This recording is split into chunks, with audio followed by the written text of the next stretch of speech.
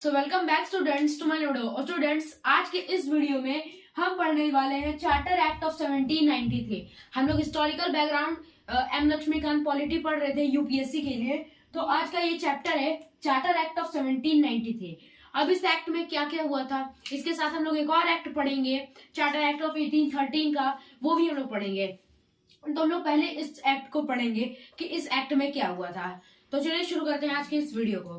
तो देखिए, पहला है, इसके एक हम लोगों को हेडिंग दे रखी है, this act continued companies rule over British territories in India. Okay, ये जो एक्ट है इसने क्या किया, जो कंपनी रूल थी, जो हम क्या कहते हैं, कंपनी रूल हो गई और क्राउन रूल हो गई, दो रूल्स थे।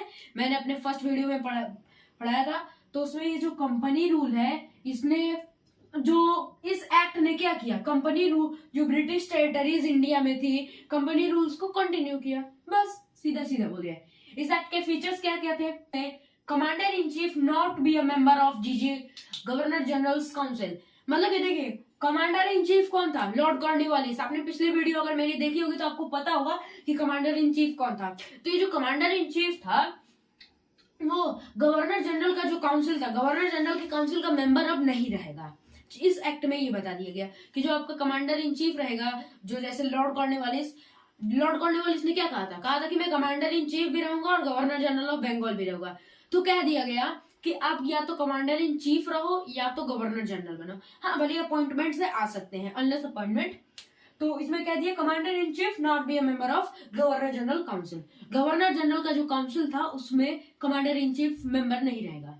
ओके, नेक्स्ट है एक्सटेंडेड ट्रेड मोनोपोली ऑफ। और इसने क्या कह दिया, इस एक्ट ने आते आते कह दिया कि अब ईस्ट इंडिया कंपनी जो है, अब तुम लोग हट जाओ यहां से, तुम लोगों ने बहुत रूल कर लिया, अब हमारी बारी है, अब हम आएंगे। ईस्ट इंडिया कंपनी ने कहा कि अभी हम लोग नहीं जाने वाले हैं, हमारा इतना, अब कहां से यार इतनी जल्दी चले जाएं।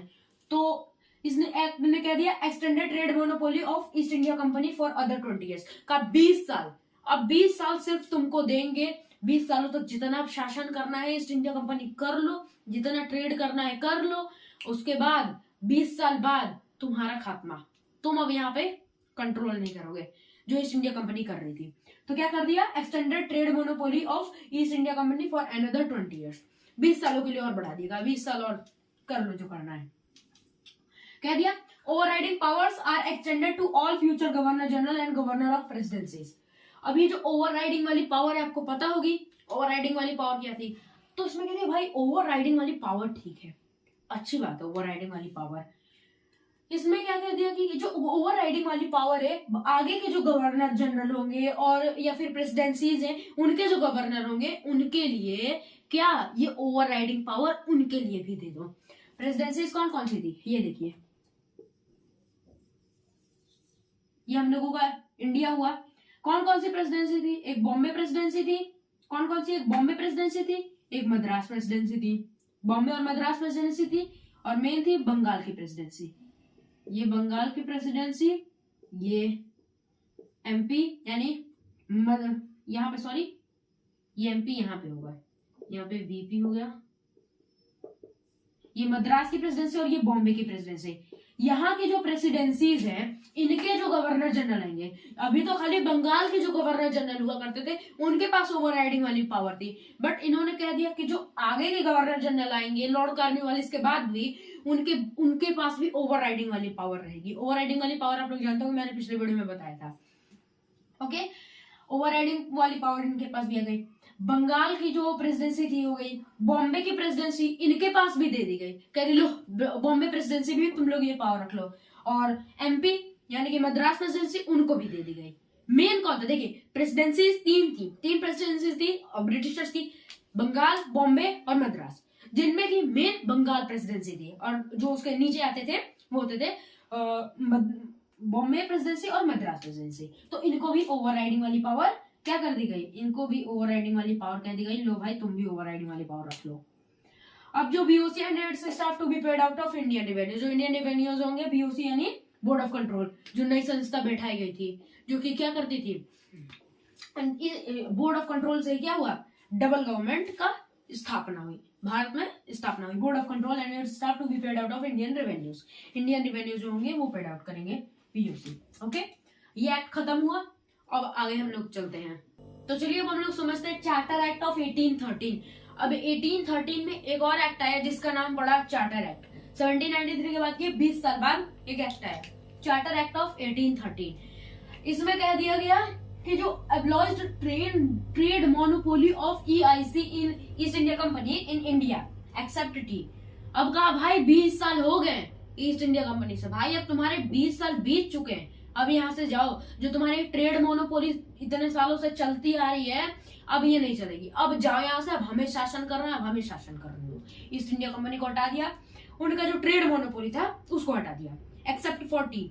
देखिए अंग्रेजों को जो टी होती थी उनकी फेवरेट ड्रिंक हुआ करती थी, तो उन्होंने कह दिया कि जो टी है उसको छोड़ के बाकी अपना सारा ट्रेड हटा लो। मतलब कि ये लोग टी जो है यानी चाय का बिजनेस कर सकते हैं इंडिया में। ओके, नेक्स्ट है monopoly of trade with China still continued.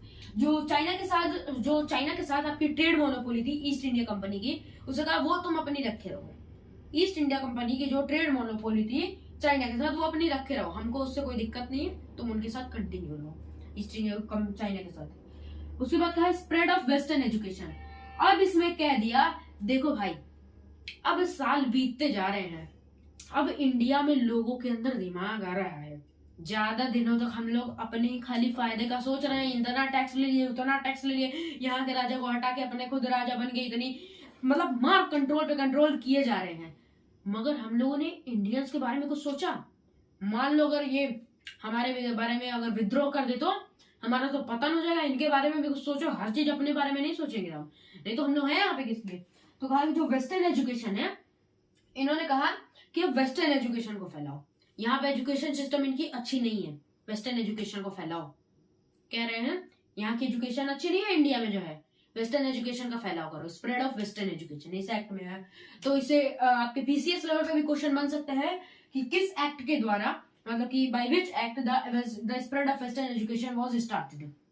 So by which charter act of 1813, मतलब कि किस एक्ट के द्वारा जो वेस्टर्न एजुकेशन था वो भारत में वो फैलना शुरू हुआ। तो किस एक्ट के द्वारा? Charter act of 1813। सबसे पहली बार चार्टर एक्ट ऑफ 1813 में यह आया था। PCS के लिए इंपॉर्टेंट है, खैर UPSC में इतने लो लेवल का पूछेगा नहीं, बट फिर भी आपको ये सब क्या करना पड़ेगा, याद करके, क्या पता पूछ ले, हो सकता है।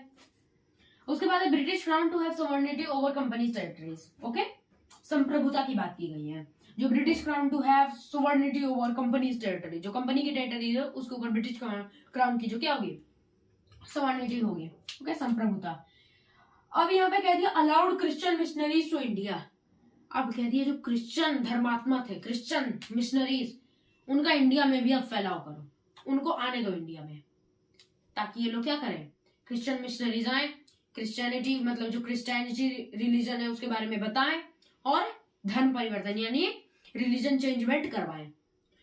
धर्म परिवर्तन करवाने के लिए इन्होंने क्या कर दिया, क्रिश्चियन मिशनरीज को भी इंडिया में आने दिया। ये सब किस एक्ट के अंदर हो रहा है? किस एक्ट के अंदर? चार्टर एक्ट ऑफ 1813 के अंदर ये सब हो रहा है। ओके, उसके बाद कहा allowed local government to impose taxes on person and punish them for non payment of taxes. इस एक्ट में कह दिया कि अगर कोई आदमी, अब लोगों पे क्या करो, टैक्स लगाना शुरू कर दो, और जो ना टैक्स पे करेगा उसको हम लोग क्या करेंगे, उसे पनिश कर दो, जेल में बिठा दो, पनिश करो उसे, जो टैक्स नहीं पे करेगा। ओके, तो आज के इस वीडियो में बस इतना ही। अगर आपको वीडियो पसंद लगे तो लाइक कीजिए, शेयर कीजिए, सब्सक्राइब कीजिए। मिलते हैं हम लोग अगले वीडियो में, तब तक बाय, थैंक यू।